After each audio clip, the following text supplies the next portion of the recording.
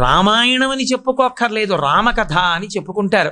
రామకథ అని చెప్పుకున్న నాడు మీ తండ్రి పేరు వినపడుతుంది. మాకు చిరస్థాయిగా ఉండిపోగలిగిన శక్తి ఎక్కడి నుంచి వస్తోందంటే నీ ధర్మంలోంచి వస్తోంది. రామ, ఇన్నాళ్ళు పట్టుకున్నావు ధర్మాన్ని, ఇప్పుడుంది అసలు కష్టకాలం. ఇన్నాళ్ళు ధర్మాన్ని పట్టుకోవడం గొప్ప కాదు, ఇక్కడ మొదలు నీ ధర్మానికి పరీక్ష ఇక్కడ వచ్చింది. వదిలిపెడతానంటున్నావు రాజ్యాన్ని, వదిలిపెట్టు, బయలుదేరు, ఆశీర్వదిస్తున్నాను.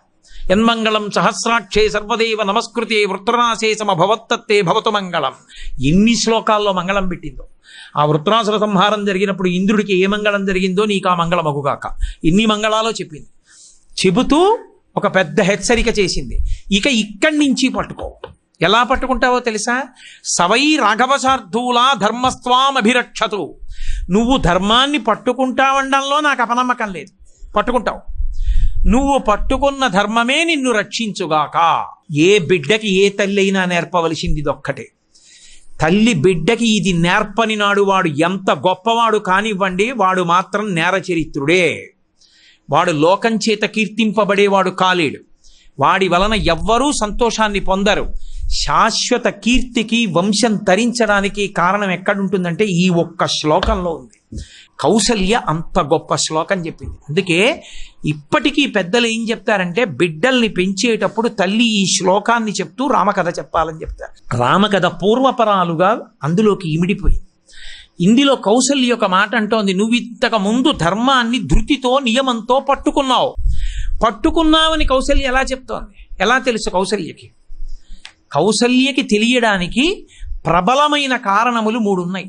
అప్పటి వరకు జరిగిన వాటిల్లో రాముడు ధర్మాన్నే పట్టుకున్నాడు తప్ప ఎంత గొప్ప ఆనుకూల్యత కలిగినా రాముడు ధర్మాన్ని విడిచిపెట్టలేదు అనడానికి ఆవిడ దగ్గర 3 సాక్ష్యాలున్నాయి. తల్లి ఆవిడికి తెలుసు. ఈ 3టిలో అదుపు మనిషి తప్పిపోవడానికి అవకాశం ఇచ్చే కారణాలవి, ధర్మాన్ని విడిచిపెట్టే కారణాలవి. ఎందుచేతంటే ధర్మం కష్టంలో ఎలా విడిచిపెడతారో పొంగులో ధర్మాన్ని అలాగే విడిచిపెట్టేస్తారు.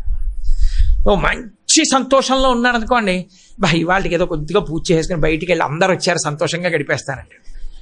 ఇంత గొప్ప సంతోషానికి కారణం ఆయనే అని చాలా గొప్పగా బాలసార జరిగింది అనుకోండి మనవల్ది, మరునాడు 2 గంటల పూజామందిరంలో కూర్చోగలిగాడు అనుకోండి, వాడు ధర్మాత్ముడు, వాడు కృతజ్ఞత చెప్పాడు ఈశ్వరుడు.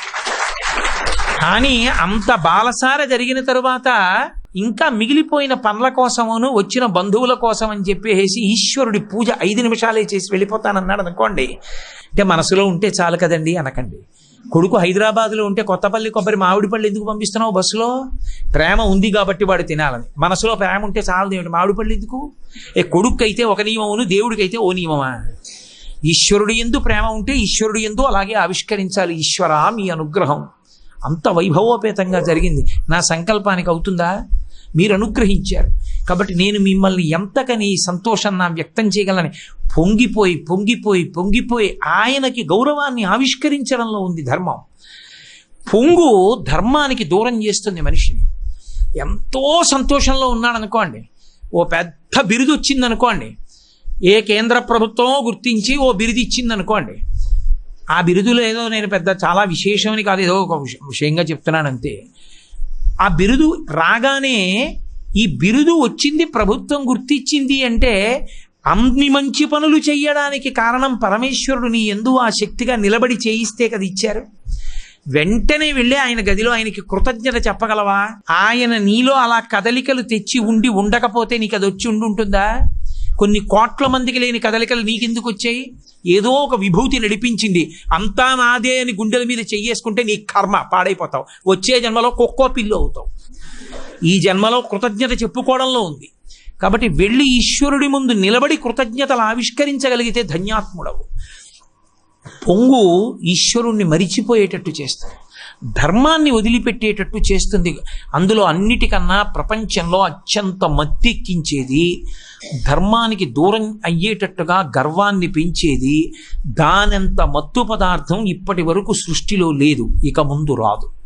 అంత గొప్ప మత్తు పదార్థం ఏది అంటే కేవలం పొగట్టని మించినటువంటి మత్తు పదార్థం ఈ లోకంలో వేరొకటి లేదు. అంత గొప్ప మత్తు పదార్థం అది. రామచంద్రమూర్తి అంత గొప్ప గొప్ప పనులు, మత్తిక్కిపోయే పనులు కొన్ని చేశాడు ఆ కౌసల్యాదేవి దగ్గరికి రాకముందు. ఈ 3 పనులు మత్తెక్కించేవి, ధర్మానికి దూరం చేసేవి. రామ, నీకు ఆ మత్తు ఎక్కలేదు, అప్పుడు నువ్వు ధర్మానికి దూరం కాలేదు. ఇప్పుడు నీకు ధర్మానికి ఇంకొక పరీక్ష వచ్చింది. ఇది వ్యతిరేక కోణంలో పరీక్ష. ఇన్నాళ్ళు సుఖాలు వచ్చాయి, ఇప్పుడు దుఃఖాలు వస్తున్నాయి. ఎలా వస్తాయో తెలుసా? ఆయనే చెప్పుకున్నాడు ఒక చోట అరణ్యకాండలో. ఆ లక్ష్మణస్వామితో మాట్లాడుతూ, నేను ఎన్ని కష్టాలు పడుతున్నానంటే, లక్ష్మణ, తండ్రి చచ్చిపోయాడు, అరణ్యవాసానికి వచ్చారు, సీతమ్మని ఎత్తుకుపోయారు, జటాయువు చచ్చిపోయాడు.